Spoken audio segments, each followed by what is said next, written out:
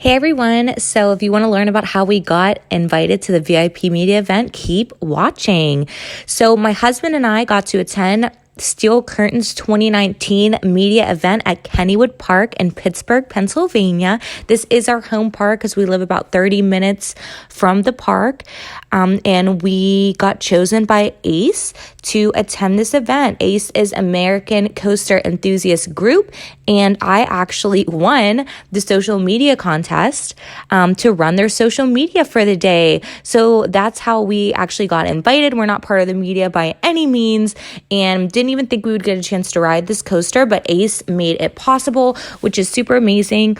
I actually just sent in my resume with my social media experience. I do a little bit for my job, and I won the contest. So I actually got in from Fort Lauderdale, working there about at 2 a.m. the night before, and we had to be at Kennywood at 5 a.m. So I had about an hour of sleep, but it was all good because we were so pumped and so excited to attend the Steel Curtain Media Day preview and ride this roller coaster and literally be, one of the first couple hundred people to ever ride this new coaster. It is the first coaster that's came to Pittsburgh since Phantom's Revenge, which was many, many years ago. Still an amazing coaster, but it's definitely been a while, and Kennywood needed some new real estate, so we were really excited to review.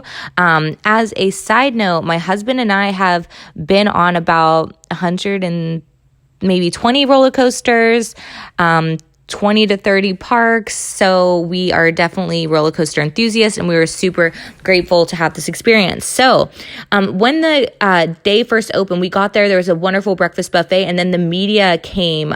We were probably the third or fourth coaster that got to ride. The first one was a couple winners and people in the area, and then the guest got to attend and ride. So we, like I said, we were the third or fourth coaster on.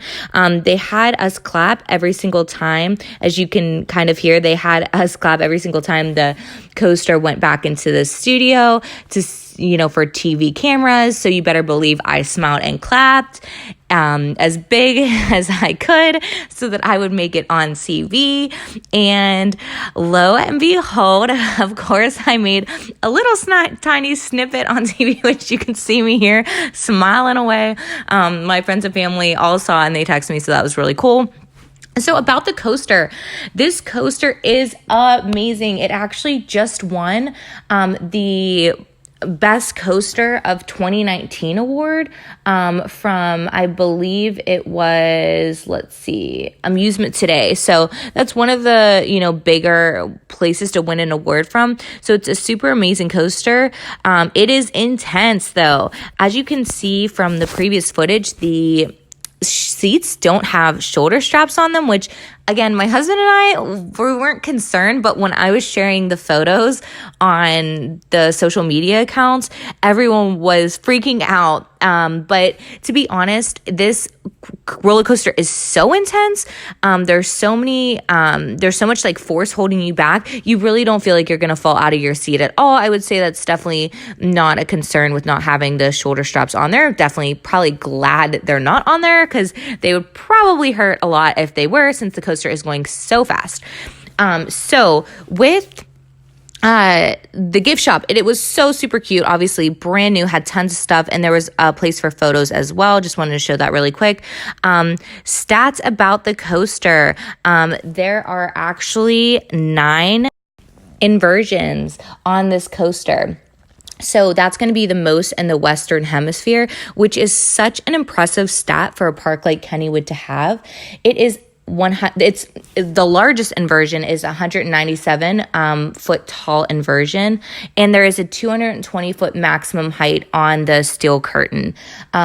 It does have 4,000 feet of track. I would say it's definitely a good amount of time to be on the coaster, and like I've mentioned a couple times, you are feeling it pretty much from the top of the hill. That first drop that's shown right here, you're pretty much going at that 70. It feels like you're going at that 75 miles per hour top speed nearly the entire time. You do not even get to take a breath. I mean, it is one of the most intense coasters I've ever been on, and it's unlike no other. a lot of the parks today are building, those two kinds of coasters. Those, D&M coasters, which is just a whole lot of airtime, which is amazing. They're all really similar to each other, to be honest. And then they're building, dive coasters, which again, all the dive coasters I've been at are pretty similar. Best one is definitely in Busch Gardens, Tampa, in my opinion. But they're very, very similar to each other. And this was just so different, and it looked gorgeous in the park as well with the black and gold. I mean, if you've ever met someone from Pittsburgh, we definitely bleed black and gold. I'm not even a sports fan, and I feel like I bleed black and gold. So it was an awesome choice to have. The color scheme, just the coaster in general, how unique it was. It really brought a lot to the city and to Kennywood. So I was really, really proud here. So this was right as the original media people were clearing out. And you can see gets a little empty, but they were clearing way for the next event. So there was another buffet in the middle of the day for lunch, which again, thank you so much, Kennywood and Media Day and Ace, because that buffet as well. I honestly don't know who did the buffet, but the food was amazing. I should have taken a photo of the people who did it, because I was in heaven. I don't know if it's because I had 1 hour of sleep or because it was really good, but I'm pretty sure it's because it was really good. But as you can see here, they're setting up for the second event. So like I said, the second event, the Kennywood general manager, who is such an awesome guy. He was literally helping out. That's him. He was literally helping out all day. And you can tell he knows every job at the park. We all love a good manager who knows all the jobs. Am I right? And this is actually the guy who, the engineer, I believe, who either made the coaster or maybe he was the CEO of the company who made the coaster. Either way, he spoke about it as well. And then there was this giant celebration with a couple Steelers members, confetti, balloons, the Steelers song, which you gotta love that song if you're from Pittsburgh. I mean, seriously. And I know my mom had it as her ringtone forever. I mean, I am a Pittsburgh girl, honey. But yeah, I mean, my camera was crazy, but it was such a crazy fun event. We rode a couple more times after that.